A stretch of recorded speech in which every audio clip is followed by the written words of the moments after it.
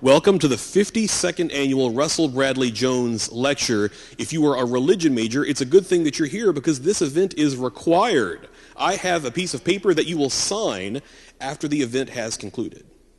Today we gather to remember an emeritus member of the faculty of the Department of Religion at Carson-Newman, Russell Bradley Jones. Jones was born on September the 30th, 1894 in the tiny community of Stones Mill, Kentucky, where his father worked as a flour miller. Later, while living in the small town of Natley, Kentucky, Jones' father decided to move the family to the town of Owenton so the young Russell could enter the 5th grade at the age of 13. Although Jones was behind in his formal education, he worked hard over the summer to catch up, skipping the 6th, 7th, and 8th grades before having to drop out because of illness. He later finished his high school education while working on his college degree at Georgetown College, Kentucky's premier Baptist institution of higher education. After graduating from Georgetown, Jones attended the Southern Baptist Theological Seminary, learning from such celebrated professors as A.T. Robertson and W.O. Carver. Jones pastored churches while in school, and after his graduation, he went on to pastor churches in Tennessee, Georgia, and Maryland. His service included a 3-year pastorate in this very church, the First Baptist Church of Jefferson City, Tennessee, from 1923 to 1926. Jones also served on the executive committee of both the Tennessee Baptist Convention and the Maryland Baptist Union Association, the board of trustees of what is now the New Orleans Baptist Theological Seminary, and the Foreign Mission Board of the Southern Baptist Convention. Later, in 1851, Russell Bradley Jones accepted an invitation from President Harley Fight to become the head of what is now the Department of Religion at Carson-Newman University. Loved by those he taught and those he pastored, Jones was as much an author as he was a preacher or teacher, writing 14 books over the course of his career. His chief concern at Carson-Newman was always to provide future ministers with a holistic understanding of the Bible. Jones retired from Carson-Newman in 1960 and passed away in 1986. We honor him today, as we have since 1965, through the annual Russell Bradley Jones Lecture. This lecture is intended to provide information and inspiration by competent scholars and practitioners on timely subjects for young people training for Christian ministry. This year, we welcome the 52nd Russell Bradley Jones Lecturer, Dr. Regina Sullivan. Dr. Sullivan holds the Bachelor of Arts degree from Ouachita Baptist University, where her honors thesis was advised by Randall O'Brien. Master's degrees from both Yale University Divinity School and the University of North Carolina at Chapel Hill, and the Doctor of Philosophy degree also from the University of North Carolina. Dr. Sullivan has taught courses in American and world history at institutions throughout the United States. She's also spent time abroad, both as an exchange student at Seinon Gakuin University and as instructor at Fukuoka International School, both in Japan. Dr. Sullivan is the author of a number of peer-reviewed publications, including her book titled Lottie Moon, a Southern Baptist Missionary in China, to China in History and Legend. And she is also the co-editor of another volume, Varieties of Southern Religious History, Essays in honor of Donald G. Matthews. Today, she serves as Carson-Newman's Dean of Global Education. Please welcome today's Russell Bradley Jones Lecturer, Dr. Regina Sullivan. The title of my talk today is Responsible to God and Not to Man, Lottie Moon in Southern History. Quote, "What women have a right to demand is perfect equality," end quote, wrote the missionary Lottie Moon in 1883 from her post in northern China. Angry that many missionaries were not allowed to vote on policy matters at their stations, Moon made her feelings clear to her constituents in the United States and to her colleagues in China. The words she penned may sound more like those of a suffragist than a religious worker, but Lottie Moon was then and remains today the Southern Baptist Convention's most popular missionary. Her article, titled The Woman Question Again, in which she demanded perfect equality, was her first public stand against discriminatory policies. 2 years after writing these words, tired of negotiations and appeals, she made a move even more radical for her era and her culture. She openly defied her employer, the Foreign Mission Board of the Southern Baptist Convention, by relocating 150 miles from any male authority in order to perform her work as she saw fit. In the rural Pingdu district, she conducted her work alone, without board approval, and publicized her efforts to her supporters across the South. Moon called for women to make the cause of foreign missions their own. She urged them to break with tradition and risk disapproval as she had by forming an overarching female organization within their denomination, the Women's Missionary Union, known as the WMU. Today, Lottie Moon lives on in the popular imagination of Southern Baptists across the United States and around the world. Yet the story that is repeated annually and reinforced in a multitude of denominational publications and internet websites differs from the historical details of her life. Moon has not been celebrated as a path-breaking Southern woman who had a profound influence on millions of Baptist men and women during her lifetime. Instead, she has been marketed as a martyr to the mission cause. Moon is portrayed as protesting board policies by starving herself to death, rather than by having sparked a women's movement within the denomination that brought about the creation of the Women's Missionary Union itself and effected permanent change to gendered power relations within the Southern Baptist Convention. My work aims to correct these distortions and to place Moon within her historical context and within the broader historiography of Southern and American women's history. In the 19th century, pioneer missionaries were celebrated, but in our post-colonial era, they are no longer prominent fixtures in American popular culture. Lottie Moon remains an exception because of a critical convergence of events. Her life intersected an emerging women's movement within the Southern Baptist Convention and became the catalyst for an organization that would both become and create her legacy, the Women's Missionary Union. Without the continual efforts of the WMU, Moon would have certainly passed into obscurity along with her colleagues. 5 years after her death, the WMU attached Moon's name to their annual denomination-wide Christmas fundraiser for foreign missions, which it had launched at her suggestion in 1889. A few years later, the WMU began publicizing the offering with a pamphlet that recounted Moon's life story. This proved an effective promotional device, and donations increased that year over 600%. Capitalizing on their success, the WMU began building a fundraising industry around this narrative. The Women's Missionary Union and the Southern Baptist Convention gained much from creating this Lottie Moon story. Since 1889, they have raised over $2 billion through the Lottie Moon Christmas offering. As a result, Moon has become the quintessential symbol of foreign missions, which is no small role since Southern Baptists have 15 million members worldwide and support over 4,000 missionaries. Over the years, the Lottie Moon Christmas offering has played a vital role in the denomination's success at missions. The Women's Missionary Union, creators and promoters of the offering, have made Moon the centerpiece of their mission studies program, producing cookbooks, picture books, dramatic scripts, videos, and 2 full-length biographies. Indeed, Lottie Moon remains the most regularly remembered of all 19th century white Southern women. The irony is that while women have maintained Moon's memory for generations, historians of women have overlooked her. The result has been that Moon's life has been interpreted primarily by her denomination and her memory used to serve its institutional purposes. Despite a recent flourishing of scholarship on Southern women and female missionaries, Moon has received only brief treatments or none at all. This may be due in part to a tendency to use Northern source materials in studies of female missionaries, but there seems no clear answer as to why someone of Moon's signal cultural importance has gone unnoticed in studies of Southern women. Her life offers an interesting counterpoint to scholarship that stresses elite Southern women's conservative nature and unwillingness to challenge male authority. Moon did not fit the mold. She understood the social limitations she faced, took action against them, and inspired women to follow her lead. That this fight for female power took place within a religious denomination only confirms what scholars have long argued, that women made their first moves toward fighting gender equality in churches, just as Moon and the women of the Southern Baptist Convention did. A central aspect of the Lottie Moon story has been the casting of Moon into the role not only of missionary icon, but also of stereotypical Southern belle, Virginia planter aristocracy. It is no accident that the original Lottie Moon story was created in the mid-1920s when white Southerners began to reimagine their past with a gusto that rendered everyone's maternal ancestor a plantation mistress. This glorification of the Old South and its lost cause dimmed a realistic view of the past.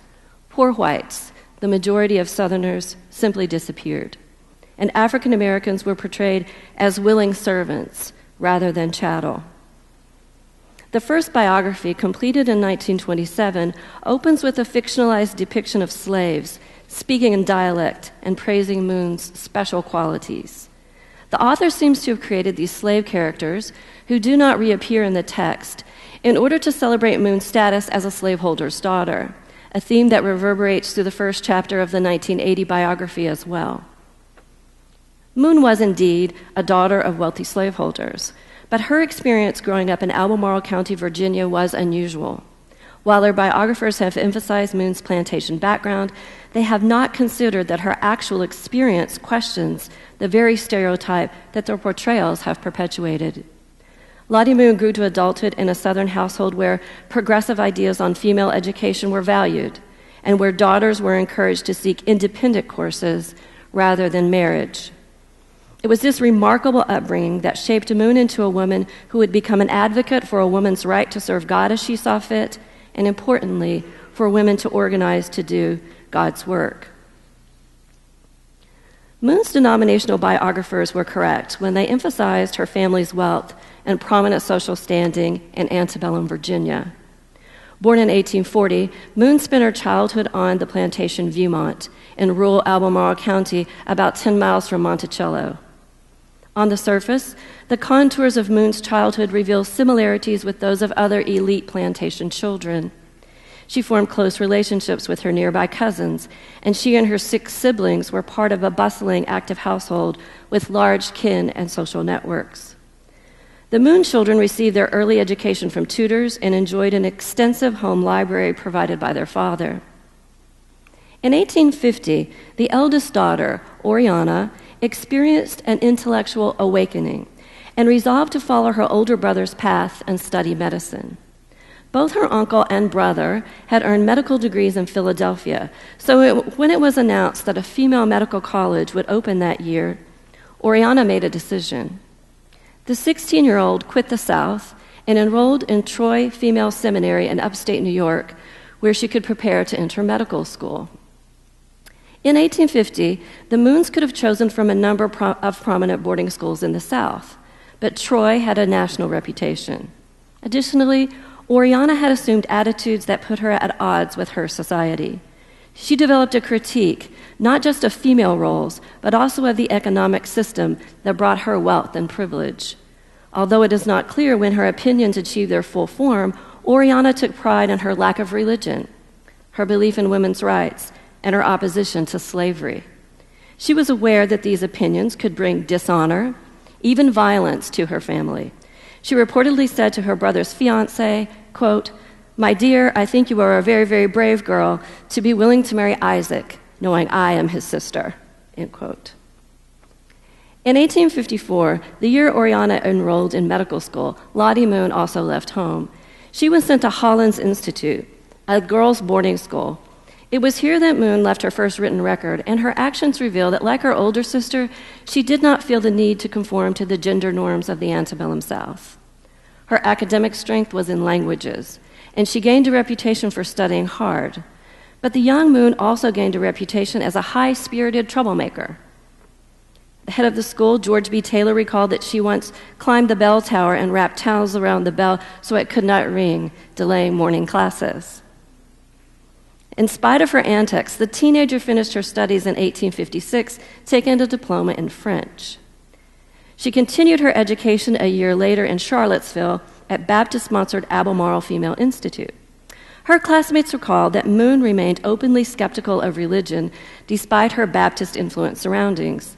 Ever the prankster, she teased new students, telling them that they would be forced to join the Baptist church, upsetting many. She even signed a friend's autograph album as Devil to emphasize her non-belief. By 1858, Moon had earned a diploma in Latin and remained for further study.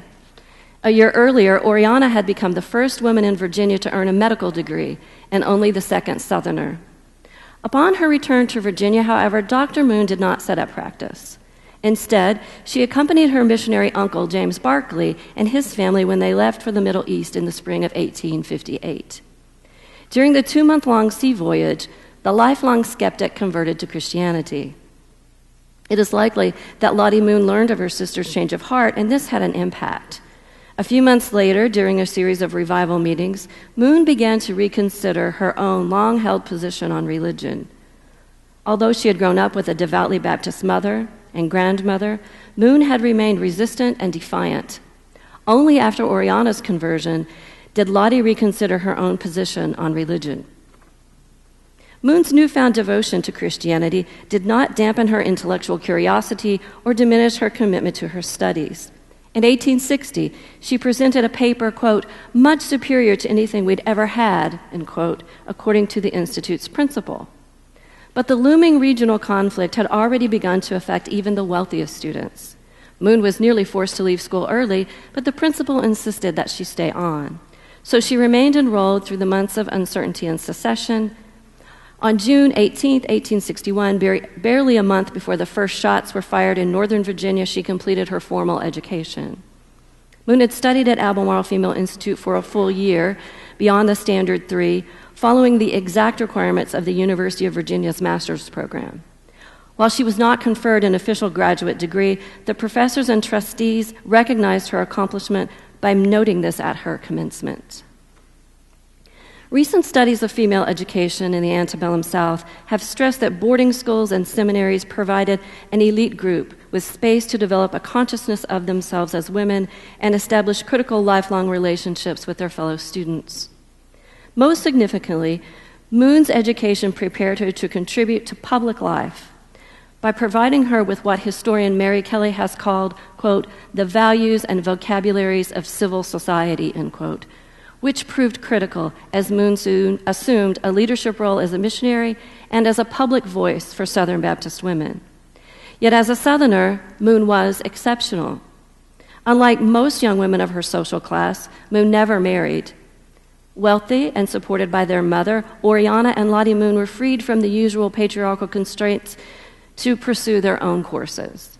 And unlike other Southern daughters who might have wanted to speak out against the cruelty of slavery or against the suffocating limitations on women's lives, Oriana and Lottie were able to do so because of their unusual upbringing, shot through as it was with privilege, piety, and progressive views on gender and education. The Civil War brought social and economic dislocation in the South. With her family's financial circumstances diminished, Moon, like many educated women, took employment as a teacher and later started her own school. But Moon's true desire was to combine her religious commitment with paid work. After her graduation in 1861, she had hoped to go abroad as a missionary, but her denomination discouraged single women from applying for such positions. There was no justification for sending single women into the mission field, since properly, only men could engage in public speaking and evangelism. Such activities were deemed outside of women's proper sphere. After the Civil War, however, Baptist men began to question the proper conduct and place of Southern women in light of the difficult economic conditions in the post-war South.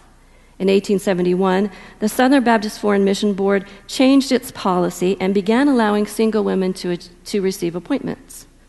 The justification for this change was a policy known as Woman's Work for Women, which argued that single women, unburdened by family responsibilities, could visit Asian women in their homes and teach school. While this policy opened mission work to women like Moon, it also limited their influence specifically to women and children. Female missionaries were not to move into the male domain of preaching or open evangelism of both sexes. In 1873, soon after Moon arrived in the Chinese province of Shandong, she began making trips into the countryside with her two female colleagues.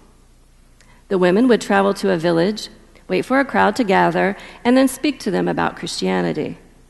Made curious by their strange appearance, crowds quickly formed. The missionaries did not separate the villagers by sex before beginning to talk with them. Instead, they simply started speaking, or, quote, preaching, end quote, as they termed it themselves, something no Southern Baptist woman would have done in the United States. Moon immediately sensed how their behavior blurred the boundaries of what was considered proper for women, but she was overwhelmed by her responsibility for the souls of all those she met, not simply the souls of women. Missionaries were few, and male missionaries were fewer still. In her earliest reports to the Foreign Mission Board Secretary, Moon appealed for more workers, especially men who were authorized to speak to both sexes. Finally, after 2 years in China and many such appeals, Moon wrote that she had recently been invited to a nearby village to speak to a hall overflowing with potential converts. She described her dilemma, quote, "I hope you won't think me desperately unfeminine, but I spoke to them all, men, women, and children," end quote. Moon had decided to break with Baptist tradition. While on evangelistic tours, she now spoke to men whenever the situation presented itself. She openly rejected the Women's Work for Women policy that had been used to justify sending out unmarried women. In 1883, she wrote, quote, "Can we wonder at the mortal weariness and disgust, the sense of wasted powers and conviction that her life is a failure that comes over a woman when instead of the ever-broadening activities she had planned, she finds herself tied down to the petty work of teaching a few girls," end quote. Moon now began to argue that the restrictions placed on single women were simply impractical and in many cases unjust. Her openness brought criticism for moving beyond women's sphere. To her critics, she replied, quote, "What women have a right to demand is perfect equality," end quote. 2 years later, Moon made her final break with the Women's Work for Women policy by moving deep into the interior of Shandong province to live alone and engage in direct evangelism. Moon's decision to perform independent mission work represented a distinct break with both her culture and the very policies that had allowed her to work in China. Proper Southern ladies simply did not venture out alone in foreign countries to live among the natives. Southern Baptist policies on single women, in fact, emphasized that they should live with a missionary family headed by a man. Women were not to live or work outside direct male authority, and they were to work only with women and children. This was the essential justification for sending single women as missionaries, to reach those whom men could not. Moon had already broadened the scope of women's work by speaking to men on her evangelistic trips, but her move to the rural district of Pingdu made her solely responsible for all the Chinese in that area, men and women alike. She was now behaving like a pioneer evangelist that, according to societal convention and board rules, only male missionaries could be. A world away, Moon operated by her own rules of proper behavior, and for her, only the parameters of her conscience could define a woman's proper sphere. In late 1885, Moon relocated to the Pingdu district, hoping that rural folk might find her teachings more appealing than the city dwellers of Tongchao, where the main mission station was located. Her reports were so promising that the missionaries voted to establish a permanent station there, and they asked the Foreign Mission Board to appoint 2 new men for that purpose. Until the board could approve the new station, Moon wrote to the Foreign Mission Board Secretary, Henry Tupper, that she had taken up residence in Pingdu. When she heard back from the board months later, it had decided against funding the new station, but it was too late. Moon was already settled and would not abandon her post. During the next 5 years, she would make her home there. At age 45, Moon had accomplished a complete reconstruction of her life, carving out a degree of independence unusual for a woman in the 19th century. Clearly, though, the feminine models of piety and independence that she had received during her childhood influenced her actions and decisions. Moon drew upon these models to explain her choices and recreate her life. She used the language of rights to force the respect she felt she deserved as a woman and as a professional religious worker. And she relied upon her personal interpretation of God's will and proper female behavior to justify moving beyond the gendered boundaries she'd encountered. Despite her disagreements with the Foreign Mission Board, Moon never left the field. Instead, at a moment when she was struggling to find fulfilling work, she stumbled upon Pingdu. In the years that followed, she used the freedom this isolated village afforded to build an independent work and create a personal mission in a place where she could be finally, quote, responsible to God and not to man, end quote. After the mission board declined to fund the Pingdu station, Moon began a public campaign for financial assistance by publishing articles in the Foreign Mission Journal and state Baptist newspapers. Moon first directed her appeals at the Foreign Mission Board and Southern Baptist men. When she received no response, Moon turned away from the men and appealed instead to the women of the missionary societies. She urged the women to move beyond the constraints of social expectations and denominational policy and organize to provide her with support. White Southern Baptist women had been trying for years to form an overarching organization for their local societies and had so far failed due to opposition from the male leadership. A women's organization, even if it functioned only to raise funds for the home and foreign mission boards, would exist outside formal control of Baptist men and would thus be, quote, irregular, end quote. Baptist women had continued their struggle by holding separate female-only meetings during the annual Southern Baptist Convention proceedings, but they had no success until women's call for action. In Moon, the female leadership found both a model for action and a compelling reason to try again. They asked the Southern Baptist leadership for assistance and permission, but made it clear that they were bound by their beliefs to defy male authority if necessary, and like Lottie Moon, they did. In 1887, Moon published an article in the Foreign Mission Journal in which she openly advocated female organization. To chide the Baptists into action, she compared their efforts with those of their closest denominational rival, the Methodist Episcopal Church South. The Methodist efficiency in appointments and fundraising was due to the women's strong organization. Moon wrote, quote, "The Southern Methodist women manifest an intense enthusiasm for foreign missions. They give freely and cheerfully. Now the painful question arises, what is the matter that we Baptists give so little? Who's the fault? Is it a fact that our women are lacking in the enthusiasm, the organizing power, and the executive ability that so conspicuously distinguishes our Methodist sisters? It is certain that women can be found willing and glad to come and work for God in China. The lack is not of women who would come, but of money to send and sustain them," end quote. The comparison to the Methodists was close enough to make Baptists take notice. Northern Baptists, they might argue, differed because their women were not sufficiently genteel and thus had a native tendency to move out of their, quote, place, end quote. But here were Southern women in similar economic and cultural circumstances who were outdoing Baptists at home and as a result on the mission field. In the December 1887 issue of the Foreign Mission Journal, Moon spoke out again in favor of organization, but this time she included more detail and even stronger language. She explained how Methodist women had designated the week before Christmas for prayer and self-denial in preparation for a special offering for missions. She reminded her readers that until the Methodist women organized, their work in China had reached its nadir. Despite continuing opposition from many Baptist men, in 1888 the women, using Moon's arguments, formed the executive committee, which would become the Women's Missionary Union. The committee's precarious position was evident from the start.